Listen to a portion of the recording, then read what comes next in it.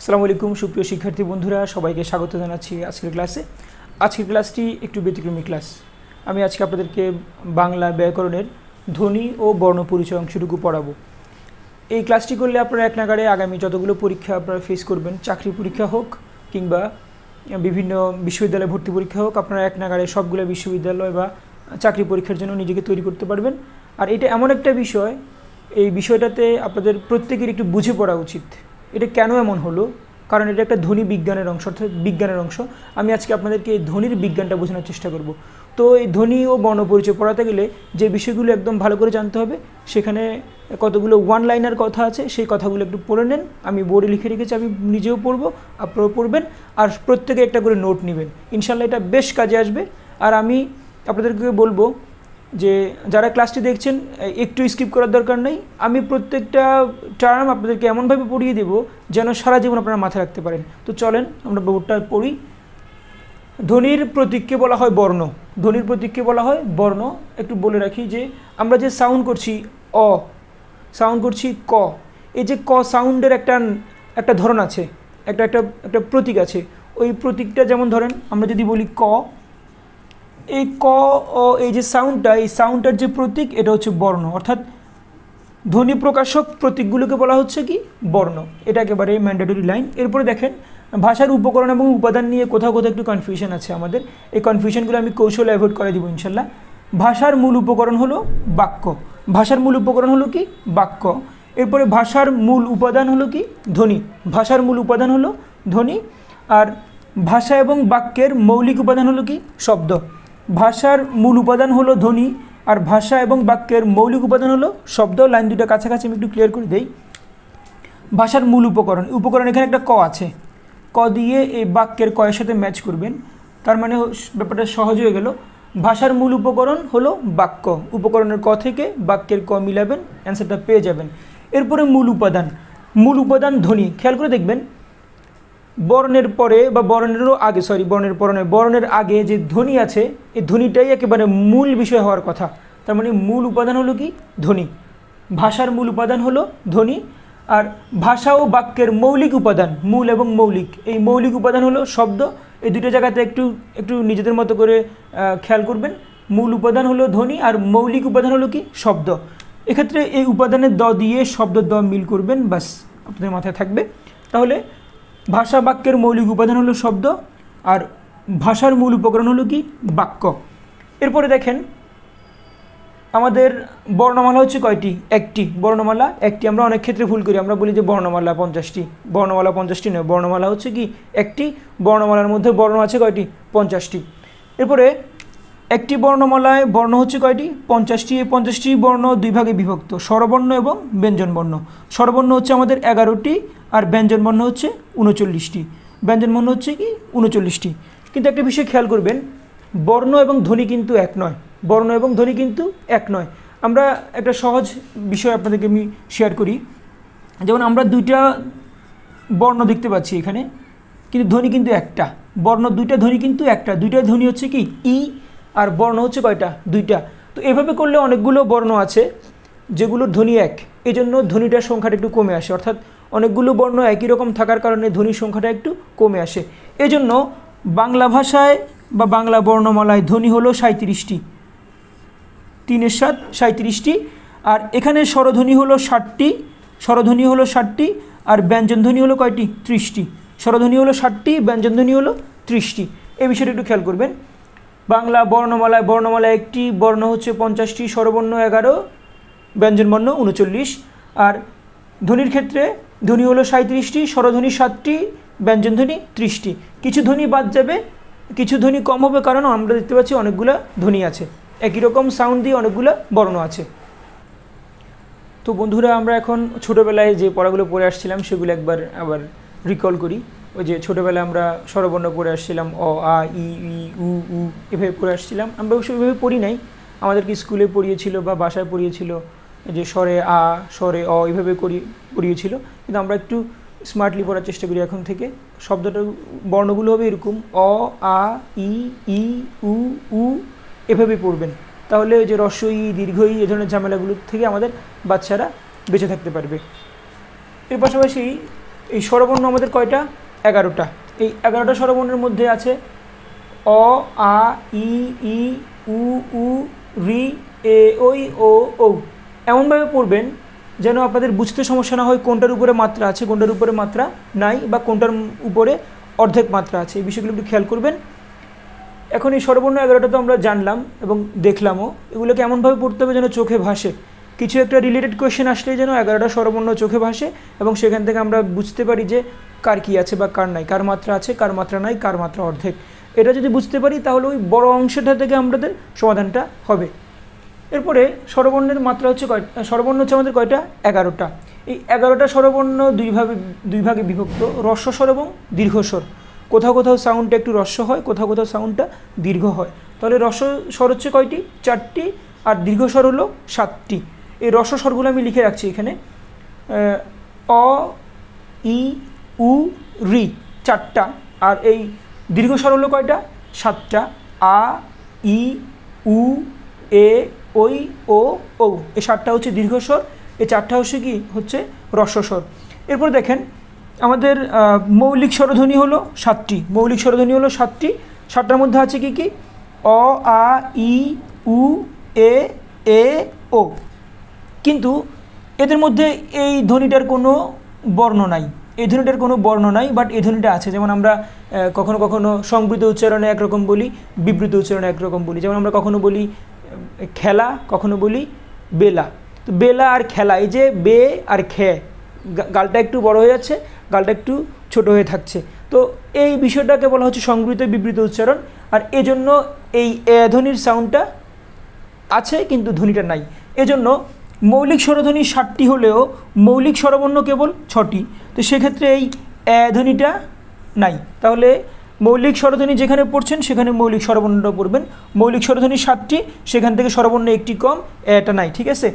এরপরে যৌগিক স্বরবর্ণ হলো 2টি, অর্থাৎ যোগ সাজেশে যেগুলো গঠিত হয়েছে সেগুলোকে বলা হয় যৌগিক স্বরধ্বনি স্বরবর্ণ। এই যৌগিক স্বরবর্ণ হলো কয়টি? 2টি। এর মধ্যে আছে কি কি? ওই।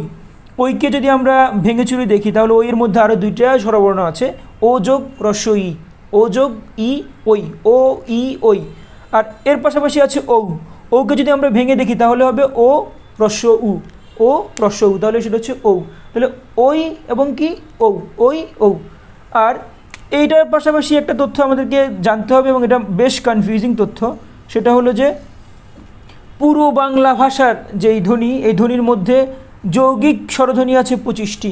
যৌগিক স্বরধ্বনি আছে 25টি। শুধুমাত্র স্বরবর্ণে আছে কয়টি? 2টি যৌগিক। আর পুরো ভাষাতে আছে কয়টি? 25টি। এই বিষয়টা একটু খেয়াল করবেন। যেসব প্র্যাকটিস বইগুলোতে প্র্যাকটিস করছেন এই প্র্যাকটিসগুলো পড়বেন। এর পাশাপাশি আপনাদেরকে একটা কথা বলে রাখি, আপনারা অনেকেই কার চিহ্ন চিনেন। কার চিহ্ন চিনেন, আমাদের স্বরবর্ণের যে সংক্ষিপ্ত রূপ তাকে বলা হয় কার। তাহলে স্বরবর্ণের সংক্ষিপ্ত রূপকে যদি আমরা কার বলি, তাহলে স্বরবর্ণের সংক্ষিপ্ত রূপ কার, তাহলে কার কয়টা আমাদের? কার হচ্ছে 11টা হবে না, 10টা হবে। কার হলো কি? 10টা। কার 10টা। তো আমরা দেখতে পাচ্ছি আমাদের স্বরবর্ণে শুধুমাত্র একটা বর্ণ ছাড়া বাকি সবগুলো বর্ণের মধ্যেই কার আছে। শুধুমাত্র কোনটাতে নেই? শুধুমাত্র নেই হচ্ছে অতে। অতে কি নেই? কার নেই। অতে যেই কার নেই, এজন্য এটাকে বলা হয় নীলিন বর্ণ।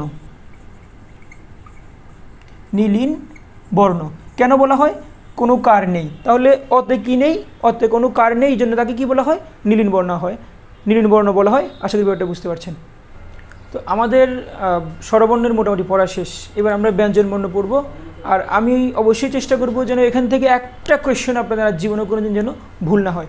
আমি একেবারে এক্সাগারেট করে পড়াবো না, বাট যে বিষয়গুলো পরীক্ষায় বারবার আসছে সেই বিষয়গুলো একদম না হলেই নয়, সেগুলো আমি পড়াবো। এবং আমি গ্যারান্টি দেবো ইনশাল্লাহ, আমি পড়ানোর পরে যদি জীবনে আর কোনো দিন ভুলেন তো সেটা একমাত্র আপনি লাইবিলিটিস নেবেন। আমি আশা করছি আর কোনো দিন ভুল হবে না। তো চলেন শুরু করে দিই। ব্যঞ্জন বর্ণ আমরা জানি 39টা, কিন্তু এখানে আপনি গুণে দেখলে দেখবেন যে 40টা। তো কেন 40টা হলো সেটা আমরা পড়তে গিয়ে, কেন 40টা লিখলাম আর কেন 39টা হবে সেটা পড়তে গিয়ে একটু বুঝিয়ে বলবো। ব্যঞ্জন বর্ণ দেখেন ক, খ, গ, ঘ, ঙ, চ, ছ, জ, ঝ, ঞ, ট, ঠ, ড, ঢ, মূর্ধন্য ন, ত, থ, দ, ধ, দন্ত ন, প, ফ, ব, ভ, ম, জ, র, ল, ব, তালব্য স, মূর্ধন্য স, দন্ত স, হ, র, র, অন্তস্থ অ, খণ্ডত, অনুস্বার, বিসর্গ, চন্দ্রবিন্দু। একটু বিষয়গুলো যে একটু ট্রিকি বিষয় আছে একটু বলে রাখি। এই ট্রিকি বিষয়টা একটু বলে রাখি, সেগুলো হলো এই যে আমরা অনেক সময় এই দুইটা সাউন্ড করতে পারি না, মূর্ধন্য ন, দন্ত ন। আমরা অনেকে কী জানি বলেন, মধিনান্য, দন্তান্ন এগুলো বলেন, মধিনান্য, দন্তান্ন এগুলো বলেন, এগুলো যেন না বলেন। আর এটাকে বলি আমরা তালিব্যাস্য, এটাকে বলে দন্তাস্য, এগুলো না। এগুলো কেন এমন বা সাউন্ডটা কেমন হবে সেটা আমাদের এই বর্ণগুলো কোনখান থেকে উচ্চারিত হয়ে আসছে সেই বিষয়টা ধরে পড়তে পারলে ব্যাপারটা ক্লিয়ার হয়ে যাবে। তো ওই আলোচনায় যাব, ধাপে ধাপে যাব। তার আগে ব্যাপারটা একটু বুঝে বলি আপনাদেরকে। খেয়াল করে দেখেন, এখানে ক, এখানে ম, ক থেকে ম পর্যন্ত যদি আমরা বর্গ করে হিসেব করি তাহলে এখানে প্রতিটা লাইনে 5টা করে বর্ণ আছে। এখানে মোট বর্ণ হচ্ছে 25টা। মোট বর্ণ হচ্ছে কি 25টা। এই 25টা বর্ণকে কয়েকটা নামে আমরা চিনি। প্রথম হলো এগুলোকে বলা হয় বর্গীয় বর্ণ। এগুলোকে বলা হচ্ছে কি বর্গীয় বর্ণ। এর পাশাপাশি এগুলোকে বলা হয় স্পর্শ বর্ণ। স্পর্শ বর্ণ। এর পাশাপাশি এগুলো উচ্চারণের সময় মুখের কোথাও না কোথাও লাগে, কোথাও না কোথাও লাগে বলেই এটাকে বলা হয় স্পৃষ্ট বর্ণ। স্পৃষ্ট বর্ণ। তাহলে আমরা এই ক থেকে ম পর্যন্ত 25টা বর্ণকে বলা হচ্ছে কি স্পর্শ বর্ণ বা স্পৃষ্ট বর্ণ। স্পর্শ বর্ণ বা স্পৃষ্ট বর্ণ। বর্গীয় বর্ণ কিনা সেটা নিয়ে প্রশ্ন খুব একটা আসে নাই, তারপরে জেনে রাখেন এগুলো বর্গের মধ্যেই পড়ে। ক বর্গের ধ্বনি 5টা, চ বর্গের ধ্বনি 5টা, ভেবে করে করে পড়ে। কিন্তু এখানে মেইনলি মনে রাখবেন ক থেকে ম পর্যন্ত 25টা বর্ণকে বলা হয় স্পর্শ বর্ণ। এই স্পর্শ বর্ণগুলো উচ্চারণের সময় মুখের কোথাও না কোথাও লাগে, এজন্য এদেরকে বলা হয় স্পৃষ্ট বর্ণ। তো এটা কীভাবে প্রমাণ করবেন? প্রমাণ করার একটা বিষয় আছে। যেমন আমরা অ যদি বলি তখন দেখব যে আমরা একেবারে পেটের ভিতর থেকে মুখ দিয়ে বেরোয় চলে আসে, কিন্তু যখন ক বলি তখন কণ্ঠ থেকে এটা বের হয়ে আসে। আর যদি প বলি তখন তো ঠোঁটের সাথে ঠোঁট লাগাইতেই হয়, যেমন প। তাহলে এই বিষয়টা খেয়াল করবেন। এর জন্য এদেরকে বলা হয় কি স্পর্শধ্বনি বা স্পৃষ্টধ্বনি। তো খেয়াল করেন ক থেকে ম পর্যন্ত আমরা এই 25টাকে পেলাম কি ধ্বনি? স্পর্শধ্বনি। আবার দেখেন এখানে তালব্য স, মূর্ধন্য স, দন্ত স, হ, এগুলোকে বলা হয় উৎস বা শীষধ্বনি। কি বলা হচ্ছে? উৎসধ্বনি বা শীষধ্বনি।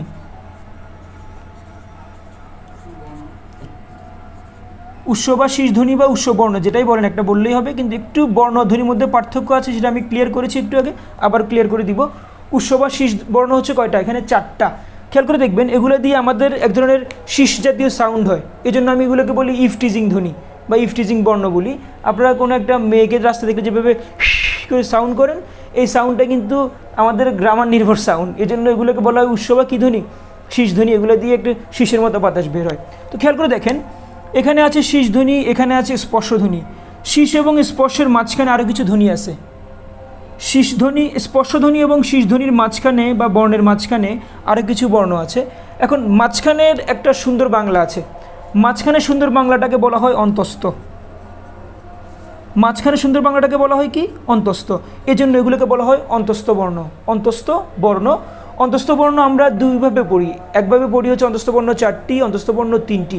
কিন্তু ব যেহেতু বর্গীয় বর্ণের মধ্যেই পড়ে, সেজন্য এখানে অন্তস্থ বর্ণ হিসেবে আমরা ধরবো না, এজন্য বটা এখান থেকে বাদ। এজন্য আমি আগে লিখে রেখেছিলাম, এখন ক্লিয়ার করলাম। উৎসধ্বনি বা শীষধ্বনি এবং স্পর্শধ্বনির মাঝখানে যেগুলো থাকবে বা অন্তে থাকবে সেগুলোকে বলা হবে কি? অন্তস্থ বর্ণ বা অন্তস্থ ধ্বনি। এরপরে দেখেন, এরপরে আছে আমাদের রসনীয় র, র, এগুলোকে র, র ভেবে সাউন্ড করতে হবে। এরপরে অন্তস্থ অ, খণ্ডত। এর মধ্যে এই দুইটাকে আলাদাভাবে আমরা জানবো, আর এই 3টার আলাদা পরিচয় আছে। এই 3টাকে বলা হয় হচ্ছে পরাশ্রয়ী বর্ণ, অর্থাৎ এরা কখনোই অন্য কারো সাহায্য ছাড়া উচ্চারিত হতে পারে না, এই জন্য এদেরকে বলা হয় কি? পরাশ্রয়ী বর্ণ। পরাশ্রয়ী বর্ণ, এরা কখনো অন্য কারো সাহায্য ছাড়া উচ্চারিত হতে পারে না। আর এর পাশাপাশি খেয়াল করবেন এদের মধ্যে এই দুইটাকে আবার একটু আলাদা করে জানতে হবে, কারণ এই বর্ণগুলো বা এই শব্দগুলো, এই বর্ণগুলো কখনোই শব্দের প্রথমে দিয়ে আপনি কাজ করতে পারবেন না। শব্দের প্রথমে দিয়ে যদি এগুলো কাজ করতে পারবেন না, এই জন্য এগুলোর একটা নাম হয়ে গেছে, নামটা হলো অযোগ বাহ বর্ণ। অযোগ বাহ।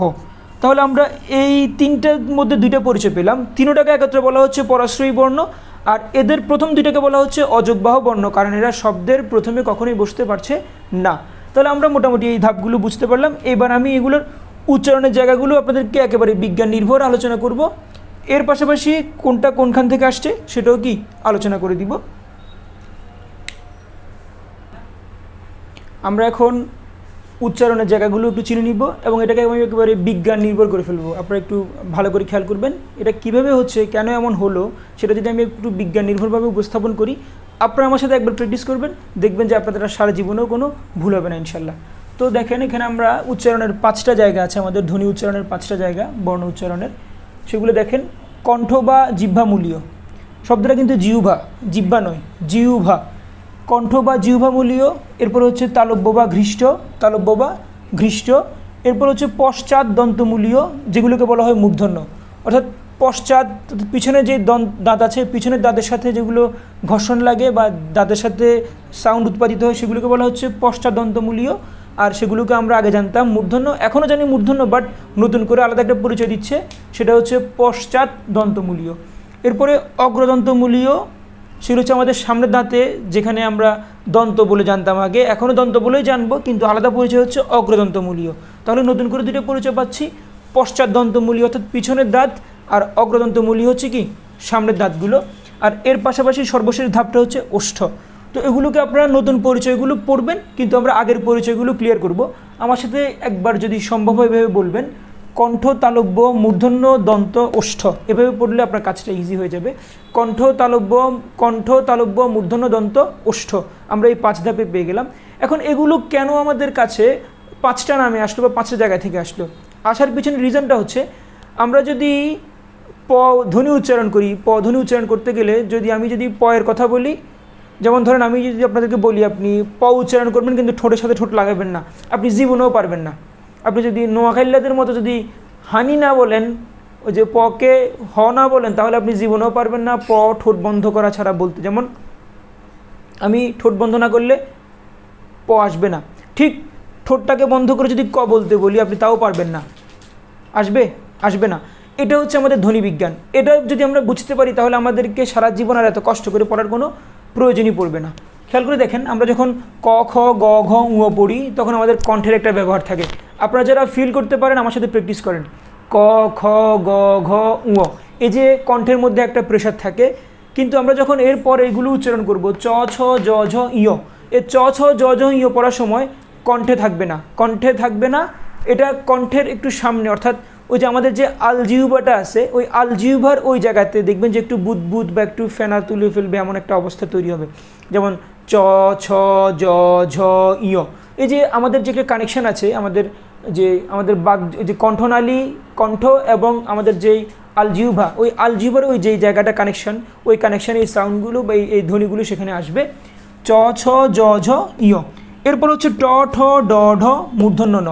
আমরা অনেক সময় এটা মূর্ধন্য বলি, হবে না, বলবেন হচ্ছে মূর্ধন্য ন। আর একটা বিষয়ে সাবধান থাকবেন, মূর্ধন্য শব্দের বানানে কিন্তু মূর্ধন্য নিজেই নাই।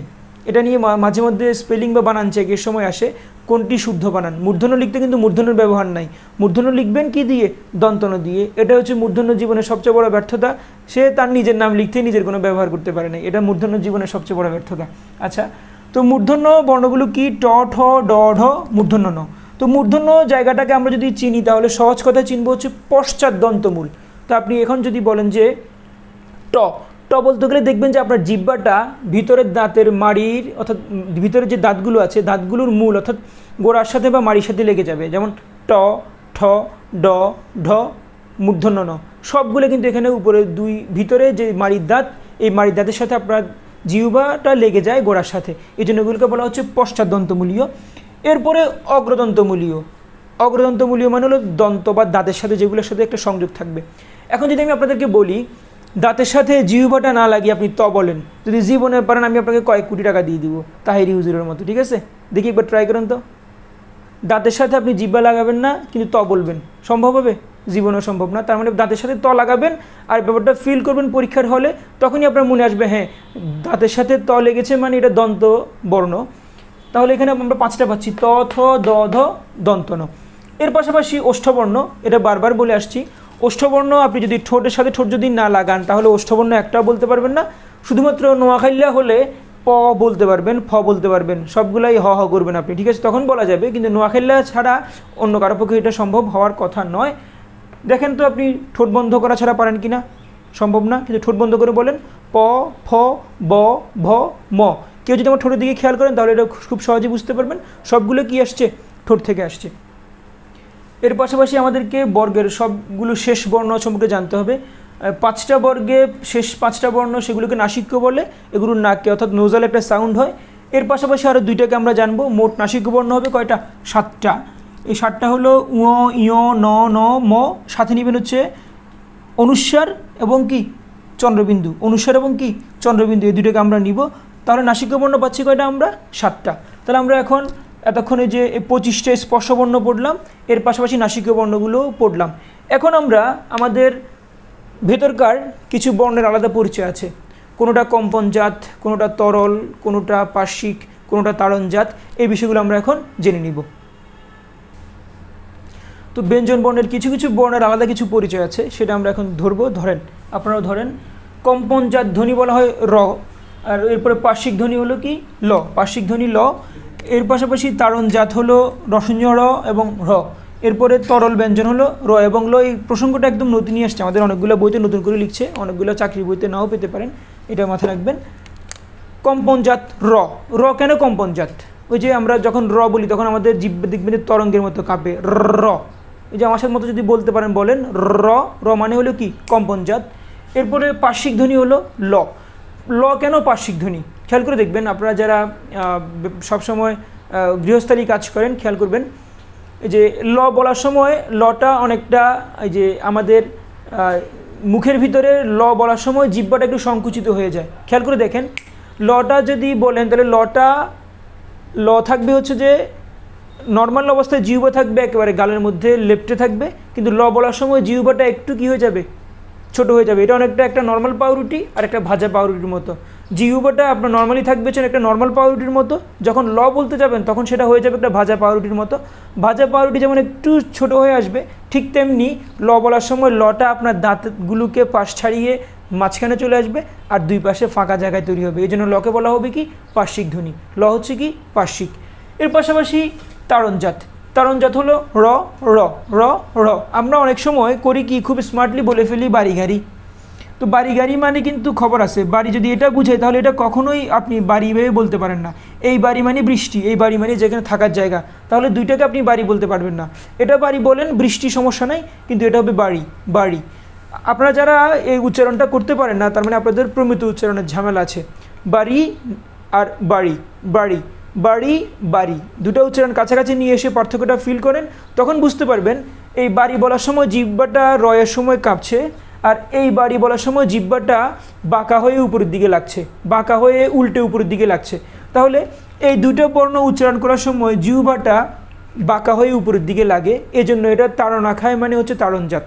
অর্থাৎ র, র, জিহ্বাটা কি হয়ে যায়, বেঁকে উপরের দিকে লেগে যায়, এই জন্য এটা রসঞ্জ র, র, এগুলো হচ্ছে তাড়নজাত। আর রটা হলো কি কম্পনজাত। এর পাশাপাশি তরল ব্যঞ্জন বলে দুইটা বর্ণকে আমরা চিনি, একটা হলো র আর একটা হলো কি ল, একটা হলো র, একটা হলো ল। আশা করি ব্যাপারগুলি বুঝতে পারছেন। আমরা এখন ঘোষ, অঘোষ আর অল্পপ্রাণ মহাপ্রাণের যে একটা ম্যারাথন অব্যবস্থাপনা আছে আমাদের মনের মধ্যে, সেটা এখন ক্লিয়ার করে ফেলবো ইনশাল্লাহ। আমরা এখন অল্পপ্রাণ মহাপ্রাণ ধ্বনি কি সেটা জানবো। আর এর পাশাপাশি আপনাদেরকে একটু সাবধান করতে চাই। সাবধান হচ্ছে আমাদের বাজারের মনে হয় 99% বইতেই, চাকরির বইতেই লেখা আছে যে অল্পপ্রাণ মহাপ্রাণ বলতে আমরা কেবলমাত্র যে 25টা স্পর্শবর্ণকেই বুঝি। আমাদের স্যারেরাও কেন ওইভাবে ব্যাখ্যা দেন আমি জানি না, এটা কিন্তু একটা বুঝের বিষয় আছে, এটা বুঝার চেষ্টা করবেন। ক থেকে ম পর্যন্ত না, আমি যদি আপনাকে বলি অনুস্বার, অনুস্বারেরও অল্পপ্রাণ মহাপ্রাণের মধ্যে আপনি আনতে পারবেন। তো চলেন আমরা একটু ক্লিয়ার করি। ক, খ, গ, ঘ, ঙ এই বর্ণগুলো যখন আমরা উচ্চারণ করব, প্রত্যেকটা বর্ণ কিন্তু একই রকম সাউন্ড বা একই রকম বায়ুর সাপ্লাই দিবেন আপনাকে, বায়ুর সাপ্লাইয়ের মধ্যে তারতম্য আছে। অল্পপ্রাণ মহাপ্রাণ মানে কি, যেখানে বাতাসের চাপ বেশি থাকবে সেটা মহাপ্রাণ, যেখানে বাতাসের চাপ কম থাকবে সেটা অল্পপ্রাণ। সেটা কোন ক্ষেত্রে? সেটা বর্ণগুলো উচ্চারণের ক্ষেত্রে। তো আমরা যখন বর্ণ বা ধ্বনিগুলো উচ্চারণ করব তখন আমরা ব্যাপারটা ফিল করার চেষ্টা করব। ফিল করার জন্য আমরা হাতের এই অংশটা মুখে নিয়ে ফিল করার চেষ্টা করব। আমরা যেসব বর্ণগুলো পড়ার সময় হাতের এই অংশে বাতাসের চাপ বেশি পাবো সেগুলো হবে মহাপ্রাণ, বেশি চাপ মহাপ্রাণ, আর যেগুলোতে বাতাসের চাপ একদম কম পাবো বা পাবোই না সেগুলো হবে কি অল্পপ্রাণ। তাহলে আমরা যখন বর্ণ ক থেকে ম পর্যন্ত 25টা ছাড়িয়ে যখন অন্যগুলোও পড়তে যাব তখন আমরা এভাবে এটা পরীক্ষা করতে পারবো। তো চলেন আমরা পরীক্ষাগুলো পড়ে দেখি, যদি পারেন আমার সাথে সবাই প্র্যাকটিস করবেন। ক, খ, গ, ঘ, ঙ। আমি আবার পড়ছি ক, খ, গ, ঘ, ঙ। তাহলে দেখেন এই যে আমি যখন পড়লাম ক, ক বলতে গিয়ে আমি বাতাসের চাপ কম পেলাম, বাতাসের চাপ আমি কী পেলাম? কম পেলাম। খ বলতে গিয়ে আমি বেশি পেলাম, গ বলতে গিয়ে কম পেলাম, ঘ বলতে গিয়ে বেশি পেলাম, আবার এই উ বলতে গিয়ে আমি কম পেলাম। তাহলে আমি 3টা বর্ণ উচ্চারণ করলাম, 5টা বর্ণ উচ্চারণ করলাম, সেখানে আমি 3টাতে পেলাম বাতাসের চাপ কম আর 2টাতে পেলাম বেশি। যেগুলোতে বাতাসের চাপ কম সেগুলো হবে অল্প প্রাণ, যেগুলোতে বাতাসের চাপ বেশি সেগুলো হবে কি? মহাপ্রাণ। কিন্তু সুবিধা অনুযায়ী খেয়াল করে দেখবেন আমাদের এই বর্ণ পরিচয়ের ক্ষেত্রে একটা সুবিধা আছে। এই বর্গ প্রথম বর্ণ এবং তৃতীয় বর্ণ, প্রথম, তৃতীয় এবং পঞ্চম, এই এই বর্ণ সবগুলাই এগুলো হবে কি? এগুলো হবে অল্প প্রাণ, অল্প প্রাণ, কারণ এগুলোতে বাতাসের চাপ কম। আপনি খেয়াল করে দেখেন প যখন বলবেন প, ব, ম, আবার দেখেন ট, ড, মূর্ধন্য ন, এই যে এই সাউন্ডগুলো আপনারা করছেন, করার সময় দেখবেন যে এগুলোতে কোনো বাতাসের চাপ নাই, সুতরাং এগুলো সবগুলোই অল্প প্রাণ। আর যেগুলোতে আমি যে টিকমার্ক দিয়েছি সবগুলো হবে কি? মহাপ্রাণ। যেমন খ, ছ, ঠ, থ, ফ, ঘ, ঝ, ঢ, ধ, ভ। তাহলে সবগুলোতে আমরা কি পাচ্ছি? বাতাসের বেশি চাপ পাচ্ছি, এই জন্য এগুলো সবগুলো কী হবে? মহাপ্রাণ। এখন আমাদের বইগুলোতে কেবল এতটুকুই আলোচনা আছে যে ক থেকে ম পর্যন্ত বড় জোর হ নিয়ে বলছে, কিন্তু আমরা যদি এভাবে যদি পড়ি তাহলে খেয়াল করে দেখবেন র বলি, ল বলি, স বলি, মূর্ধন্য স বলি, দন্ত স বলি, হ বলি, এই সবগুলোতে এক ধরনের একটা বাতাসের চাপ থাকবেই। তো আমরা ওইটাও একটু পরীক্ষা করে রাখি, কারণ আমাদের পরীক্ষকরা বর্তমান সময়ে অনেক বেশি জ্বালায় পরীক্ষার হলে আমাদেরকে। কোনো এক সময় এই 25টার বাইরে একটা বর্ণ দিয়ে দিবে, তখন আপনি হাতে হারিকেন উইদাউট তেল একটা অবস্থার মধ্যে পড়ে যাব। তার আগে তেল হারিকেনে ভরে রাখেন, ঠিক আছে? তো চলেন আমরা একটু পড়ি। যেমন যদি বলি র, একটু প্র্যাকটিস করেন আমার সাথে। রতে কোনো বাতাসের চাপ নাই, তার মানে এটা অল্প প্রাণ। যদি বলি ল, তাতেও চাপ নাই, অল্প প্রাণ। তালব্য স, মূর্ধন্য স, দন্ত স, এই 3টার জন্য একটাই সাউন্ড স। স বলতেও কিন্তু কোনো বাতাসের চাপ নাই, স। এগুলো আবার কি প্রাণ? অল্প প্রাণ। কিন্তু হ, হ বললে মনে হয় যেন একেবারে ভিতর থেকে আসতেছে বাতাসটা, হ, হ, ঠিক আছে? তাহলে হ যদি হয় তাহলে হ হবে কি? মহাপ্রাণ। হ হবে কি? মহাপ্রাণ। তাহলে এই সবগুলো হলো অল্প প্রাণ আর হ হবে কি? মহাপ্রাণ। তাহলে আমরা অল্প প্রাণ মহাপ্রাণের ভেজালটা ক্লিয়ার করতে পারলাম। এইবার আপনি এই ভিত্তিতে যেগুলোই পাবেন সবগুলোই পেয়ে যাবেন। এখন আমি আপনাদেরকে ঘোষ এবং অঘোষটা পড়াবো। অল্প প্রাণ মহাপ্রাণের বিষয়টা শেষ, ঘোষ অঘোষে একটা ভেজাল আছে, ভেজালটা ক্লিয়ার করব। একটু বলে রাখি, ঘোষ বলতে আমরা কি বুঝি আগে একটু বুঝবেন। ঘোষ বলতে আমরা বুঝি যেখানে আমাদের স্বরতন্ত্রী মোটা হয়ে যায় বা কাঁপে, আর অঘোষ বলতে বুঝবো আমরা যেখানে আমাদের স্বরতন্ত্রীটা মোটা হয় না বা কাঁপে না। খেয়াল করে দেখবেন বাংলা ব্যাকরণের উপসর্গের আলোচনায় একটা উপসর্গ আছে অ। অ দিয়ে কী বোঝায়? অ এর অর্থ হলো না, অ এর অর্থ হলো না। তার মানে ঘোষ হবে যে কাজের জন্য, সেই কাজের জন্য যদি না হয় তাহলে সেটা হয়ে যাবে অঘোষ। তাহলে ঘোষে উচ্চারণের সময়, ঘোষ বর্ণ উচ্চারণের সময় আমাদের গলাটা বা স্বরটা একটু মোটা হয়ে যাবে, স্বরতন্ত্রী অনুরণিত হবে। আর যদি অঘোষ হয় তাহলে সেটা কি হবে না? কোনো কাঁপাকাঁপি করবে না বা অনুরণিত হবে না। তাহলে কোনগুলোতে অনুরণিত হয়, কোনগুলোতে কাঁপে সেগুলো দেখব, কোনগুলোতে কাঁপে না সেগুলো আরেকবার আমরা চেক আউট করে নিব। একটু যদি পারেন প্র্যাকটিস করে বলেন। ক, খ, আমি 5টা বর্ণ বলি, আপনারা আমার সাথে আমার মতো করে এই গলার এই অংশটাতে ধরে প্র্যাকটিস করবেন। ক, খ, গ, ঘ, ঙ। আশা করছি আপনারা আমার এই আঙুল দেখেও বুঝতে পারছেন যে আমার হাতটা কখন একটু বেশি নড়ছে, কখন একটু কম নড়ছে। দেখেন ক, খ, গ, ঘ, ঙ। এই যে যদি না পারেন তাহলে নিজেরাও বুঝতে পারবেন। আমি প্রথম 2টা বর্ণ পড়ার সময় আমার গলাটা একটু কম কাঁপছে বা কম মোটা হচ্ছে, কিন্তু পরের 3টা পড়ার সময় গলাটা অনেক বেশি মোটা হচ্ছে। এই জন্য প্রথম 2টা হলো অঘোষ, কাঁপছে না। পরের 3টা হলো কি? ঘোষ। আমাদের বইগুলোতে এভাবে ব্যাখ্যাটা দেওয়া আছে, বর্গের প্রথম 2টা বর্ণ হলো অঘোষ আর বর্গের পরের 3টা বর্ণ হলো কি? ঘোষ। এটা আপাতত ব্যাখ্যার জন্য এটা ক্লিয়ার, এটা ডিফেন্ড করা যায় যে না ব্যাখ্যাটা এভাবে দিয়ে দিলে হয়ে যাবে। এগুলো হচ্ছে কি? ঘোষ আর এগুলো হচ্ছে কি? অঘোষ। কিন্তু যখন আমাকে বলবে র নিয়ে বলবে, ল নিয়ে বলবে, বা উষ্ঠধ্বনিগুলো নিয়ে বলবে, বা হ নিয়ে বলবে, তখন আমি একটু বিপদে পড়ে যাব। তো এই বিপদটা থেকে আপনাদেরকে আমি বাঁচাতে চাই, একটু ফিল করবেন। তবে তার আগে এই ব্যাপারটা একটু ক্লিয়ার করে ফেলি।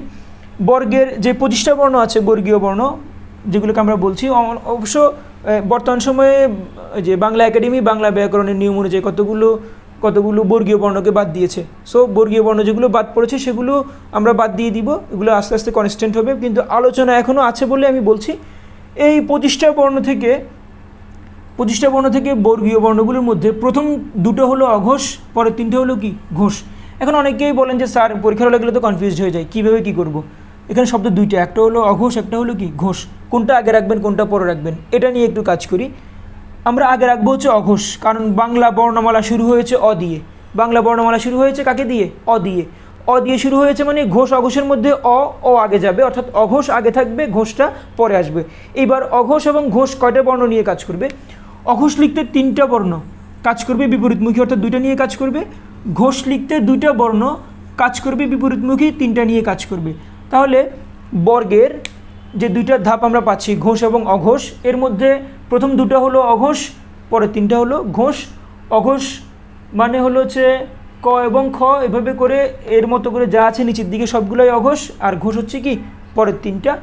অঘোষ অ দিয়ে লিখতে হয়, এই জন্য আমরা অঘোষকে আগে ধরবো, যেহেতু বাংলা বর্ণমালায় অ আগে আছে। এই হচ্ছে বিষয়। এখন আসেন এই বিষয়গুলো কীভাবে বুঝবেন। দেখেন, র, ল, তালব্য শ, মূর্ধন্য ষ, দন্ত স, হ, এই বিষয়গুলোর মধ্যে আমি ঘোষ কোনটা অঘোষ কোনটা কীভাবে বুঝবো? সবাই যদি পারেন গলাটা ধরে প্র্যাকটিস করবেন। যেমন র বললে আমার খুব একটা নড়াচড়া করছে না, আপনারা অনেকে এখানে ধরে রাখবেন, এখানে না, ধরতে হবে এই জায়গাতে, আপনার চোঙাটা, গলার চোঙাটা যেটা আছে সেটা ধরতে হবে। র বললে খুব একটা নড়াচড়া করছে না। র আর তালব্য স, মূর্ধন্য ষ, দন্ত স, এগুলোর নাম বাদ দিয়ে সাউন্ডটা বলবেন স, কিন্তু শব্দ খুব একটা নড়ছে না। কিন্তু যখন হ বলবেন তখন দেখবেন যে গলাটা মোটা হয়ে যাওয়াটা হ। যারা স্মার্টলি উচ্চারণ করতে পারছেন তারাই কেবল বুঝবেন, যতক্ষণ পারবেন না ততক্ষণ নিয়মটাকে বেস্ট করে উচ্চারণটা শিখেন।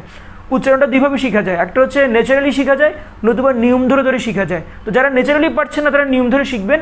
আমি বলছি হ বলতে গেলে অবশ্যই গলা মোটা হবে, এটা একটা ঘোষ বর্ণ। সুতরাং আপনি ঘোষ বর্ণ উচ্চারণ করার নিয়মটা যদি জেনে থাকেন তাহলে ওই নিয়মটাকে ফলো করেন। হ আর একটা হলো কি স। এখন যদি এটা ফিল করতে না পারেন একটু সহজ করে দেই, একটা বর্ণ আছে, একটা শব্দ আছে সহ, এটা দিয়ে আশা করি পারবেন। আমরা যদি বলি সহ, তাহলে স হ, হটা একটু মোটা হয়ে যাচ্ছে। তাহলে এই বিষয়টা একটু খেয়াল করেন। স হচ্ছে অল্প প্রাণ, অর্থাৎ শয়ের যতগুলো অঘোষ, শয়ের যতগুলো সাউন্ড আছে, তালব্য স, মূর্ধন্য স, দন্ত স, সবগুলো হবে অঘোষ, আর হ একটু মোটা হয় সেটা হবে কি ঘোষ। এভাবে করে আপনি স্বরতন্ত্রী মোটা হচ্ছে না চিকন থাকছে, এটাকে বেশ করে আপনি ঘোষ অঘোষ পেরে যাবেন। আশা করছি বুঝতে পারছেন। আমরা এই স্বরবর্ণের কার পড়লাম, এবার ব্যঞ্জন বর্ণের সংক্ষিপ্ত রূপ হচ্ছে ফলা। ফলা হচ্ছে কয়টি? 6টি। ফলা 6টি, এই 6টি আমরা দেখে নিব। জফলা, বফলা, রফলা, মফলা, লফলা, নফলা। তো এগুলোকে যদি এক নাগারে পড়তে চান, তো এক নাগারে পড়লে একটা টেকনিকই পড়বেন, সেটা হচ্ছে জব্বর মলন। ওই যে আমরা যে মলম টলম লাগাই, ওই মলম দিয়ে মনে রাখতে পারেন। এটা জবর মলন, তার মানে এগুলো হচ্ছে যে জবর মলন। আপনি এগুলোর প্রত্যেকের পাশে একটা ফলা করে লাগাবেন, তার মানে সবগুলো একটা করে ফলা হয়ে যাবে। আর কেউ যদি আরও অন্যভাবে মনে রাখতে চান, এখানে আরও একটা টেকনিক আছে, সেটা হলো বল রমজান। যার জন্য যেটা লাগবে সেটা ক্লিয়ার করবেন। বল রমজান, বফলা, লফলা, রফলা, মফলা, জফলা, নফলা। তো যেটা আপনাদের জন্য কম্পারেটিভলি ইজি মনে হয় সেটাই পিক করবেন। এই ক্লাসের শেষ পরিবেশন আজকে একটু চমকপ্রদ করতে চাই, এটা থেকে প্রশ্ন আসবে এবং আপনারাও আশা করছি এটা বেশ ভালো করে মাথায় রাখবেন। আমি একটু সহজ করে দিব, এই সহজ করে দিলে আর ইনশাল্লাহ জীবনে কোনোদিন ভুলবেন না। আমাদের স্বরবর্ণ এবং ব্যঞ্জনবর্ণ কতগুলো কমন ক্রাইটেরিয়া আছে, কোনোটার মাত্রা আছে, কোনোটার মাত্রা নাই, কোনোটার মাত্রা অর্ধেক, এভাবে করে অনেকগুলো ক্রাইটেরিয়া আছে। 3টে ক্যাটাগরি আছে, এই 3টে ক্যাটাগরি নিয়ে প্রশ্ন আসে, আমি একটু ক্লিয়ার করে দিব। আপনাদেরকে ক্লাসের শুরুতেই বলেছিলাম স্বরবর্ণগুলোকে চোখে ভাসাবেন, এমনভাবে ভাসাবেন যেন আপনি বুঝতে পারেন যে কার উপর দিয়ে কতটুকু মাত্রা, পূর্ণ মাত্রা নাকি অর্ধমাত্রা, একটু খেয়াল করবেন। তো আমাদের বর্ণমালায় অর্ধমাত্রার বর্ণ আছে 8টা, সেখান থেকে স্বরবর্ণ একটা, সেটা হচ্ছে রি, আর ব্যঞ্জন বর্ণ আছে 7টা, সেগুলো আপনাদের যে বইটা প্র্যাকটিস করছেন সেখানে দেখে নেবেন, নতুবা একটু আগে আমি লিখেছিলাম সেখান থেকে কী করবেন, ক্লিয়ার করবেন। এরপর আসেন হচ্ছে মাত্রাহীন বর্ণ। মাত্রাহীন বর্ণ হচ্ছে কয়টা? 10টা। সেখানে স্বরবর্ণে 4টা, ব্যঞ্জন বর্ণে 6টা।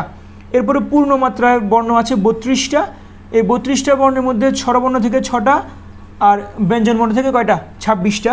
এরপরে মাত্রাযুক্ত বর্ণ আছে 40টা। এটা অনেকেই পারেন না। ওই দিন আমি আমার গ্রুপে বলেছিলাম, স্কুল অফ জিকে বলে একটা ফেসবুক গ্রুপ আছে আমার, ওই স্কুল অফ জিকে গ্রুপে আপনারা যারা এখনও যুক্ত হননি আপনারা চাইলে যুক্ত হতে পারেন। ওখানে আমি পরীক্ষা নিয়েছিলাম কিন্তু অনেকেই পারেন নাই। কেউ একজন দু একজন হয়তো পেরেছেন কিন্তু অনেকেই পারেন নাই। তারপরে চেষ্টা করবেন। ওই কয়েকজনে পারেন নাই বলে আপনাদেরকে এটা ফ্রিতে পড়াইতে চলে আসছি আমি, ঠিক আছে? মাত্রাযুক্ত বিষয়টা দেখবেন, মাত্রাটা অর্ধেক হোক কিংবা ফুল হোক, মাত্রাটা অর্ধেক হোক কিংবা ফুল হোক, এটা মাত্রাই তো। এই জন্য দেখবেন অর্ধমাত্রা 8টা আছে, এরপরে পূর্ণমাত্রা আছে কয়টা? 32টা। এই 8 আর 32 যোগ করে দিলে কত হবে? 40। এটা এখন আমাদের কোনো পরীক্ষাতে আসে নাই কিন্তু আসতে পারে, পিএসসি অনেক স্মার্ট হয়ে গেছে। তো এইগুলো এইভাবে কীভাবে মুখস্থ করবেন একটু বলে দেই। অর্ধমাত্রা বর্ণ হচ্ছে কয়টা? 8টা। এই 8টা এবার কীভাবে মনে রাখবেন, আমরা অর্ধ শব্দটাকে আমরা অর্ধমাত্রাকে আমরা অর্ধতে নিয়ে আসি, একটু ছোটো করে বলি অর্ধ। আর 8কে যদি আমরা একটু ওই যে সংখ্যা না, আমরা যদি কি বলা যায় ক্রমবাচক করি তাহলে হবে হচ্ছে অষ্টম। তো সেখান থেকে আমরা নিব হচ্ছে কি? অষ্ট। তাহলে বলেন অর্ধ অষ্ট। তাহলে অর্ধমাত্রা কয়টা হয়ে গেল? 8টা, মানে 8টা। খুব সহজ হয়ে গেল। এরপরে মাত্রাহীন। হীন মানে কি? শূন্য। হীন মানে হলো কি? শূন্য। তার মানে 10 একটা শূন্য আছে, এটা ভেবে মনে রাখবেন। তাহলে মাত্রাহীন বর্ণ হচ্ছে কয়টা? 10টা, মানে একটা শূন্য আছে। 10-এ শূন্য আছে মানে মাত্রাহীন শূন্য। তাহলে 8 আর 10 ক্লিয়ার হয়ে গেল। বাকি থাকলো কি? বাকি থাকলো হচ্ছে 8 আর 10 যোগ করার পরে যা বাকি থাকবে তাই আমার বাকি আছে। তার মানে পূর্ণমাত্রা বাকি আছে কয়টা? সেটা 32টা। পূর্ণমাত্রা 32টা। আশা করি ব্যাপারটা বুঝতে পারছেন। তো যারা এতক্ষণ ক্লাস দেখেছেন আশা করি ভালো লেগেছে। অবশ্যই ভালো লেগেছে, খারাপ লেগেছে কমেন্ট করে জানাবেন। কোনো কিছু অসঙ্গতি থাকলে সেটাও জানাবেন। লাইক কমেন্ট অবশ্যই করবেন যতটুকু সম্ভব আপনাদের দ্বারা। আর যারা এখনও চ্যানেলটি সাবস্ক্রাইব করেননি চ্যানেলটি সাবস্ক্রাইব করে নেবেন। পরবর্তী ক্লাসে দেখা হবে ইনশাল্লাহ। সে পর্যন্ত ভালো থাকবেন। আসসালামু আলাইকুম।